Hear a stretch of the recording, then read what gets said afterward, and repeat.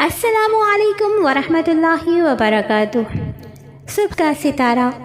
چند دن بعد محمد بن قاسم کی فوج دیبل سے چند میل کے فاصلے پر پڑاؤ ڈال چکی تھی۔ رات کے تیسرے پہر اس نے اٹھ کر نماز تہجد ادا کی اور زبیر کو ساتھ لے کر پڑاؤ کا ایک چکر لگایا۔ دن بھر کے تھکے ماندے سپاہی گہری نیند سو رہے تھے۔ پہرہ دار اپنی اپنی جگہ چوکس کھڑے تھے۔ سمندر کی نمی سے خنک ہوا میں چند ساعتیں سونے کے بعد محمد بن قاسم اپنے اعضاء میں کسل محسوس کر رہا تھا۔ اس نے زبیر سے کہا، آؤ زبیر، اس ٹیلے پر چڑھیں، دیکھیں اس چوٹی پر پہلے کون پہنچتا ہے۔ ہوشیار، 1 2 3 دونوں بھاگتے ہوئے ٹیلے کی چوٹی کے قریب پہنچے۔ محمد بن قاسم زبیر سے چند قدم آگے جا چکا تھا، لیکن اوپر سے پہرے دار نے آواز دی، ٹھہرو، کون ہے؟ محمد بن قاسم نے رک کر جواب دیا، محمد بن قاسم۔ پہرے دار نے آواز پہچان کر کہا، سالار اعظم، آپ مطمئن رہیں، ہم اپنے فرائض سے غافل نہیں۔ اتنی دیر میں زبیر بھی محمد بن قاسم سے آ ملا۔ محمد بن قاسم نے سمندر کی تر و تازہ میں ہوا میں چند سانس لیے اور چاروں طرف نگاہ دوڑائی۔ 16ویں رات کی چاندنی میں ستاروں کی چمک مان پڑ چکی تھی۔ فضا میں ادھر ادھر اڑنے والے جگنو صبح کے چراغ نظر آتے تھے۔ چاند کی روشنی نے نیلگوں سمندر کو ایک چمکتا ہوا آئینہ بنا دیا تھا۔ مشرق سے صبح کا ستارہ نمودار ہوا۔ محمد بن قاسم نے زبیر کی طرف دیکھا اور کہا، زبیر، دیکھو یہ ستارہ کس قدر اہم ہے، لیکن اس کی زندگی کتنی مختصر ہے۔ یہ دنیا کو ہر صبح آفتاب کی آمد کا پیام دینے کے بعد روپوش ہو جاتا ہے، بلکہ یوں کہنا چاہیے سورج کے چہرے سے تاریکی کا نقاب الٹ کر اپنے چہرے پر ڈال لیتا ہے۔ لیکن اس کے باوجود جو اہمیت اسے حاصل ہے وہ دوسرے ستاروں کو حاصل نہیں۔ اگر یہ بھی دوسرے ستاروں کی طرح تمام رات چمکتا تو ہماری نگاہوں میں اس کا رتبہ اس قدر بلند نہ ہوتا۔ ہم تمام رات آسمان پر کروڑوں ستارے دیکھتے ہیں، لیکن یہ ستارہ ہمارے لیے ان سب سے زیادہ جاذب توجہ ہے۔ عام ستاروں کی موت و حیات ہمارے لیے کوئی معنی نہیں رکھتی، بلکہ اس انسانوں کی طرح جو دنیا میں چند سال ایک بے مقصد زندگی گزارنے کے بعد مر جاتے ہیں اور دنیا کو اپنی موت و حیات کا مفہوم بتانے سے قاصر رہتے ہیں۔ زبیر، مجھے اس ستارے کی زندگی پر رشک آتا ہے۔ اس کی زندگی جس قدر مختصر ہے، اسی قدر اس کا مقصد کس طرح بلند ہے۔ دیکھو، یہ دنیا کو مخاطب کر کے کہہ رہا ہے کہ یہ میری زندگی عارضی ہے، میری زندگی پر اظہار تاسف نہ کرو۔ قدرت نے مجھے سورج کا ایلچی بنا کر بھیجا تھا اور میں اپنا فرض پورا کر کے جا رہا ہوں۔ کاش میں بھی اس ملک میں آفتاب اسلام کے طلوع ہونے سے پہلے صبح کے ستارے کا فرض ادا کر سکوں۔ زبیر محمد بن قاسم کی طرف بغور دیکھ رہا تھا۔ اس کے چہرے پر ایک بچے کی سی معصومیت، چاند کی سی دل فریبی، سورج کا سا جاہو جلال اور صبح کے ستارے کی سی رعنائی اور پاکیزگی تھی۔ چند قدم کے فاصلے سے ایک پہرے دار نے آواز دی، ٹھہرو، کون ہے؟ نیچے سے جواب آیا، میں سعد ہوں۔ محمد بن قاسم نے چند قدم آگے بڑھ کر اسے سندھی لباس میں ٹیلے پر چڑھتے ہوئے دیکھ کر پہرے داروں سے کہا، اسے میری طرف آنے دو۔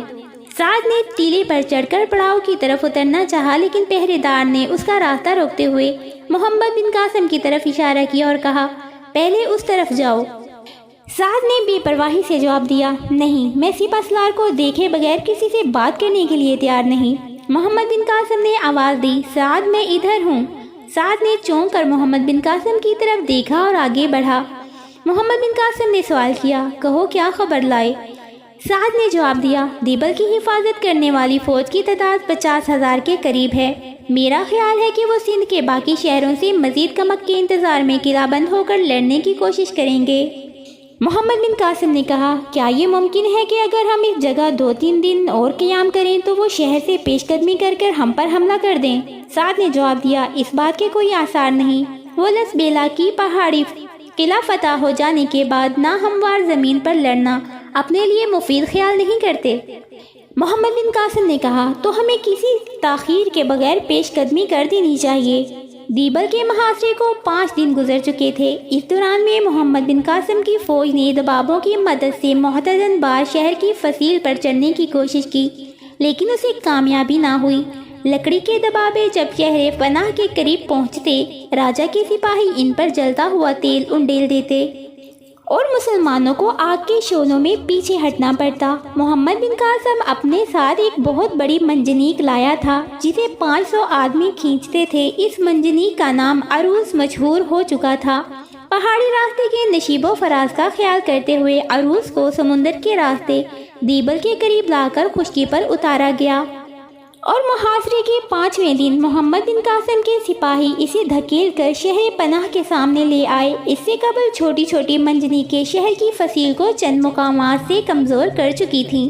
شہر کے سپاہی عروس کی غیر معمولی جسامت سے اس کی اہمیت کا اندازہ لگا چکے تھے۔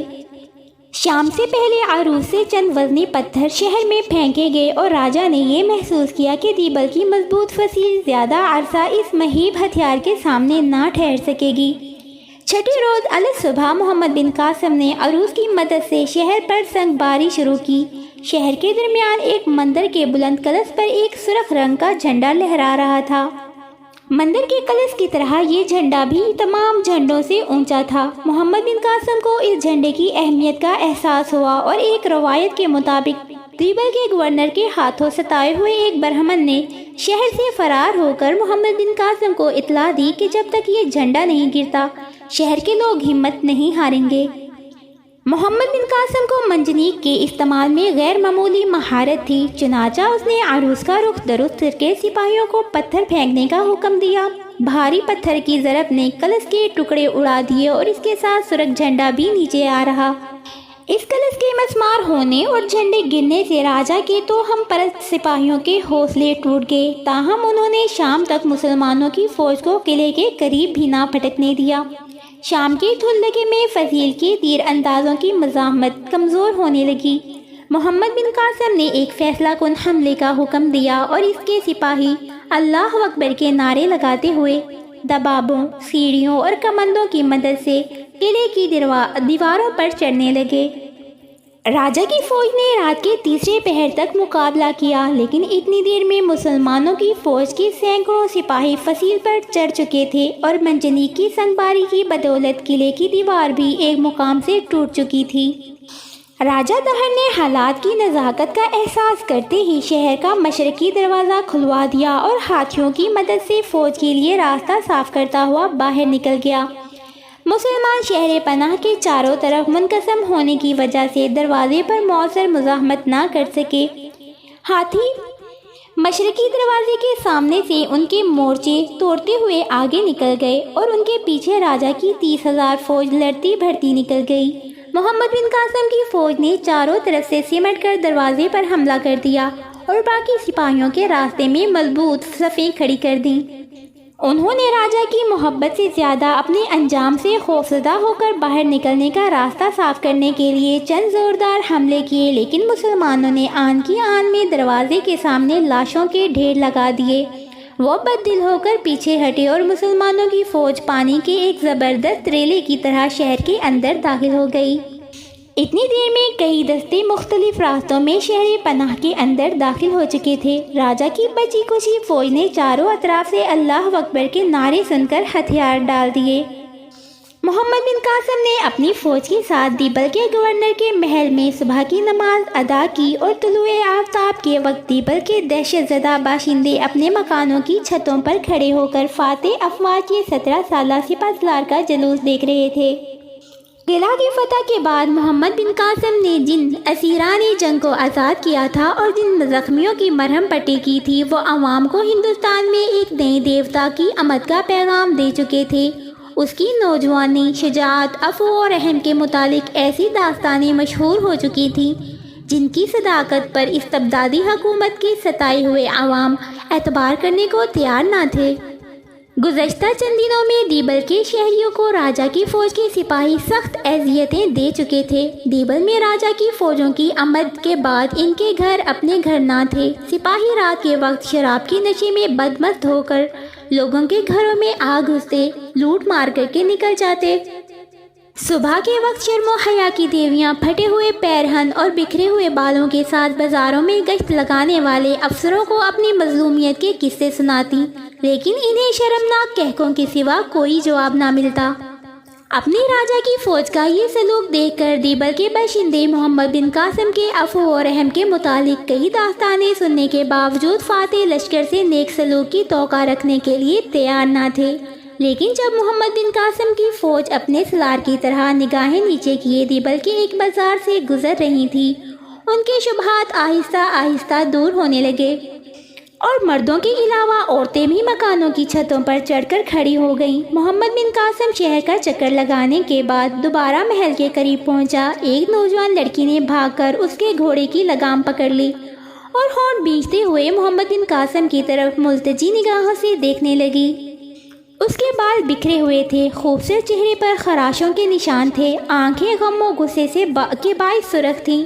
محمد بن قاسم کو وہ گلاب کے ایک ایسے پھول کے مشابہ نظر آئی جسے کسی بے رحم ہاتھوں نے مسل ڈالا ہو۔ اس نے ترجمان کی وساطت سے کہا، خاتون، اگر یہ میرے کسی سپاہی کا فعل ہے تو میں اسے تمہاری آنکھوں کے سامنے قتل کروں گا۔ لڑکی نے نفی میں سر ہلایا، اس کے ہونٹ کپ کپائے اور آنکھوں سے آنسوں کے دھارے بہہ نکلے۔ ایک عمر رسیدہ اور باوضع آدمی آگے بڑھا اور اس نے ہاتھ باندھ کر کہا، انداتا، یہ ان کئی مظلوم لڑکیوں میں سے ایک ہے جو راجا کے سپاہیوں کی بربریت کا شکار ہو چکی ہیں، آپ سے انصاف مانگنے آئی ہے۔ ناصر الدین نے اس عمر رسیدہ شخص کی ترجمانی کرتے ہوئے محمد بن قاسم کو یہ بتایا کہ یہ دیبل کا پروہت ہے۔ محمد بن قاسم نے جواب دیا، آپ میرے سامنے ہاتھ نہ باندھیں، اس لڑکی کی داد رسی میرا سب سے پہلا فرض ہے۔ راجا کے 12,000 سپاہی ہماری قید میں ہیں، آپ اسے وہاں لے جائیں۔ اگر مجرم ان میں سے کوئی ہو تو میں اسے آپ کے حوالے کر دوں گا، ورنہ میں اس ملک کی آخری حدود تک اس کا تعاقب کروں گا۔ لڑکی نے کہا، میرا مجرم دیبل کا گورنر ہے، اس نے پرسوں میرے پتا کو قید کر لیا تھا اور مجھے یہاں تک کہہ کر اس کی آواز بھرا گئی اور آنکھوں سے پھر ایک بار آنسو بہنے لگے۔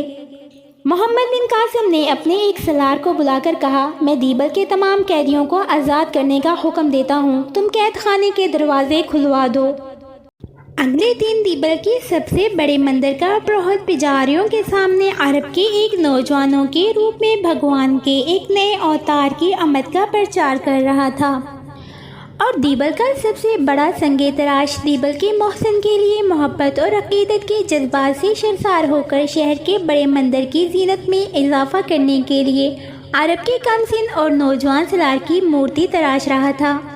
محمد بن قاسم نے جنگ میں مقتولین کے ورثہ کے لیے معقول وظائف مقرر کیے، ناصر الدین کو دیبل کا گورنر مقرر کیا اور ایک گر نقد رقم اس مندر کی مرمت کے لیے مخصوص کی، جو منجنیق کے پتھر کا نشانہ بن کر مسمار ہو چکا تھا۔ 10 دن بعد اس نے نیرون کا رخ کیا۔ اس عرصہ میں اس کے حسن سلوک سے دیبل کے باشندوں پر اس کی تلوار کے زخم مندمل ہو چکے تھے۔ رخصت کے وقت ہزاروں مردوں، عورتوں اور بوڑھوں نے احسان مندی کے آنسوؤں کے ساتھ اسے الوداع کہی۔ اس کی فوج دیبل کے 5,000 سپاہی شامل ہو چکے تھے۔ محمد بن قاسم نے رخصت ہونے سے پہلے زبیر، نہید، خالد اور زہرا کو ناصر الدین کے ساتھ ٹھہرنے کی اجازت دی، لیکن انہوں نے شہر کے محلات میں آرام کرنے کی بجائے جنگ کے میدانوں میں بے آرامی کے دن اور راتیں کاٹنے کو ترجیح دی۔ تاہم زبیر اور خالد نے محمد بن قاسم کی رائے سے اتفاق کرتے ہوئے نہید اور زہرا کو دیبل میں چھوڑ دیا۔ سندھ کا نیا سپہ سالار نیرون کے ایک وسیع کمرے میں راجہ دہر سونے کی ایک کرسی پر رونق افروز تھا۔ اودھے سنگھ سندھ کی افواج کا سیناپتی اور جے سنگھ سندھ کا ولی عہد اس کے سامنے کھڑے تھے۔ اودھے سنگھ نے کہا، مہاراج، اگر اجازت ہو تو بھیم سنگھ کو اندر بلا لوں؟ راجہ نے تلخ لہجے میں جواب دیا، میں اس کی صورت نہیں دیکھنا چاہتا۔ اگر وہ تمہارا بیٹا نہ ہوتا تو میں اسے مست ہاتھی کے آگے ڈلوا دیتا۔ اودھے سنگھ نے کہا، مہاراج، وہ بے قصور ہے۔ اگر ہم 50,000 فوج کے ساتھ دیبل کی حفاظت نہیں کر سکے تو وہ 20,000 سپاہیوں کے ساتھ اس کا راستہ کیسے روک سکتا تھا؟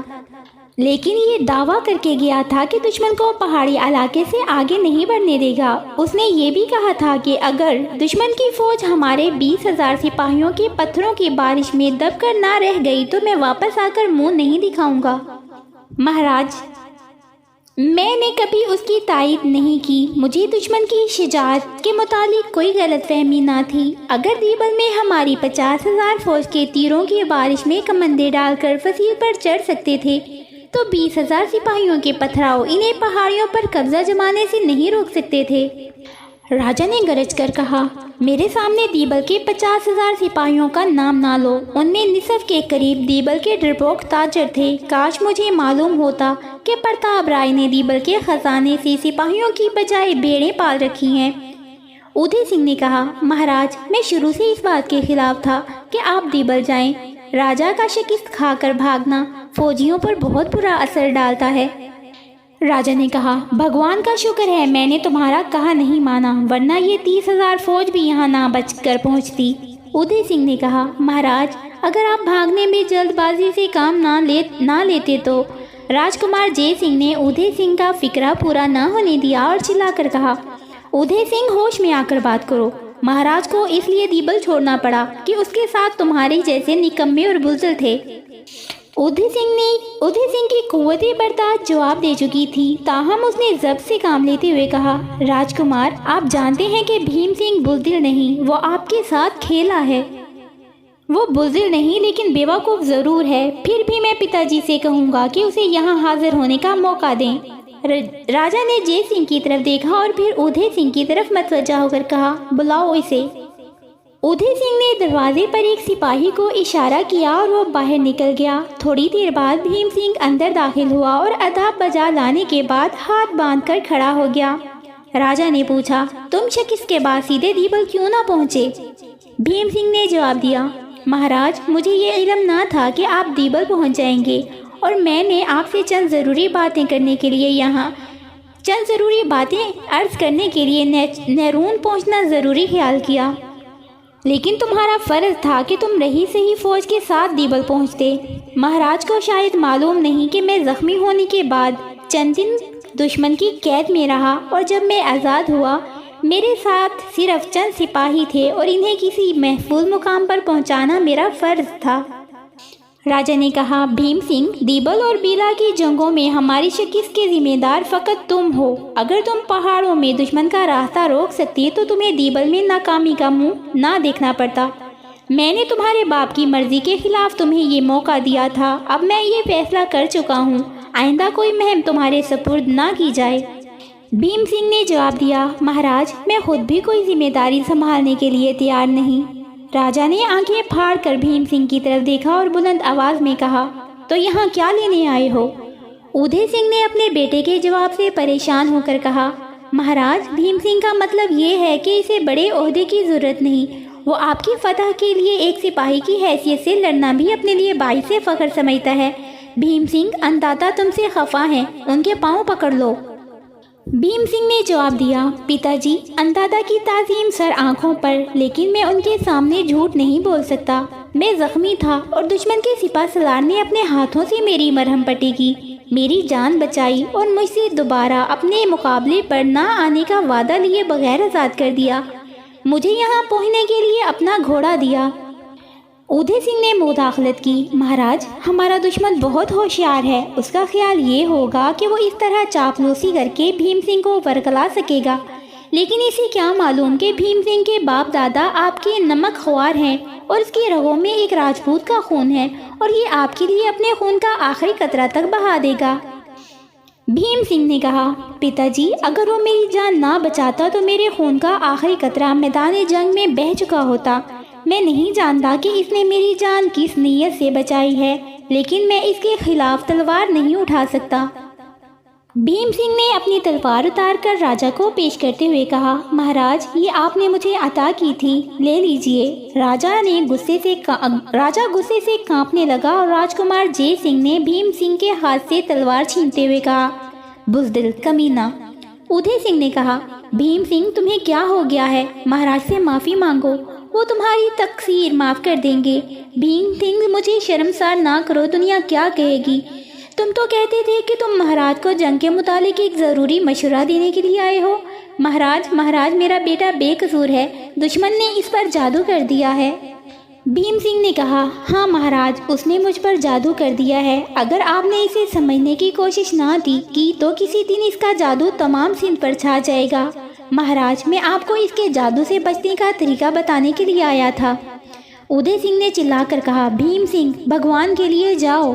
राजा ने कहा, उदय सिंह, तुम अब खामोश रहो। तुम्हारा बेटा हमारी इजाज़त से यहाँ आया है और हमारी इजाज़त के बगैर नहीं जा सकता। हाँ भीम सिंह, तुम हमें दुश्मन के जादू से बचने का तरीका बता रहे थे।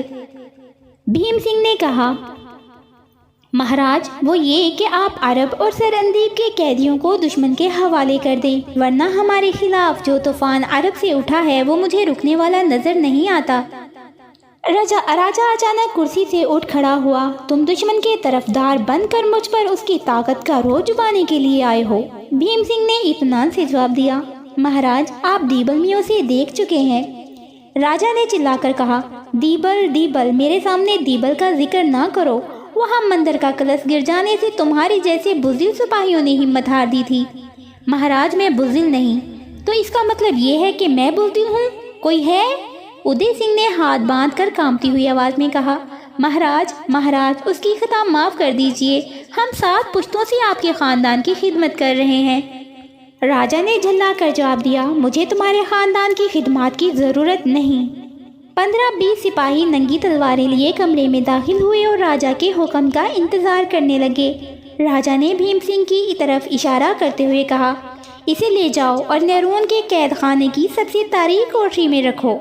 उदय सिंह ने कहा, महाराज, इसकी खता माफ़ कीजिए, ये मेरा एक ही बेटा है। जय सिंह ने आगे बढ़कर राजा के कान में कुछ कहा और इसने उदय सिंह को जवाब दिया, तुम भी इसके साथ जा सकते हो। सिंध को तुम्हारे जैसे सिपासलार की ज़रूरत नहीं। अकब के कमरे का पर्दा उठा और लाठी रानी जल्दी से राजा के करीब आकर कहने लगी, महाराज, आप क्या कर रहे हैं? उदय सिंह फौज का सेनापति है और फौज इसके साथ बुरा सलूक बर्दाश्त नहीं करेगी। जय सिंह ने जल्दी से जवाब दिया, जब फौज को ये मालूम हो जाएगा कि ये बाप बेटा दुश्मन के साथ मिले हैं तो वो सब कुछ बर्दाश्त कर लेगी। रानी ने कहा, बेटा, दुश्मन सर पर खड़ा है, ये आपस में फूट डालने का वक्त नहीं। जय सिंह ने जवाब दिया, दुश्मन की आखिरी मंजिल दीबल थी, वो दरियाए सिंध को कभी अबूर नहीं कर सकेगा। पिताजी, आप फिक्र ना करें, चंद दिनों में मुल्तान से लेकर कनूज तक तमाम राजा और सरदार हमारी मदद के लिए पहुंच जाएंगे और हम दुश्मन को ऐसी शिकस्त देंगे जो इसके ख्वाब व ख्याल में भी ना होगी। मेरा ये मशवरा है, इन दोनों को यहाँ रखने की बजाय और दूर भेज दिया जाए। सिपाहियों, क्या देखते हो? तुमने महाराज का हुक्म नहीं सुना? इन्हें ले जाओ। सिपाही आगे बढ़े, लेकिन उदय सिंह ने इन्हें हाथ के इशारे से रोकते हुए अपनी तलवार उतार दी और जय सिंह से मुखातिब होकर कहा, ये लीजिए, ये सेनापति की तलवार है। मुझे दुश्मन पर सिंध की फौज की फतह से ज्यादा किसी और बात की ख्वाहिश नहीं। जय सिंह ने इसकी तलवार हाथ से पकड़ने की बजाय छीनते हुए कहा, फतह के लिए हमें तुम्हारी दुआओं की ज़रूरत नहीं। शाम के वक्त उदय सिंह और भीम सिंह चंद सिपाहियों की हिरासत में उर्दुर का रुख कर रहे थे और नैरून के मंदिरों में फौज के नए सेनापति जय सिंह की फतह के लिए दुआएं हो रही थीं।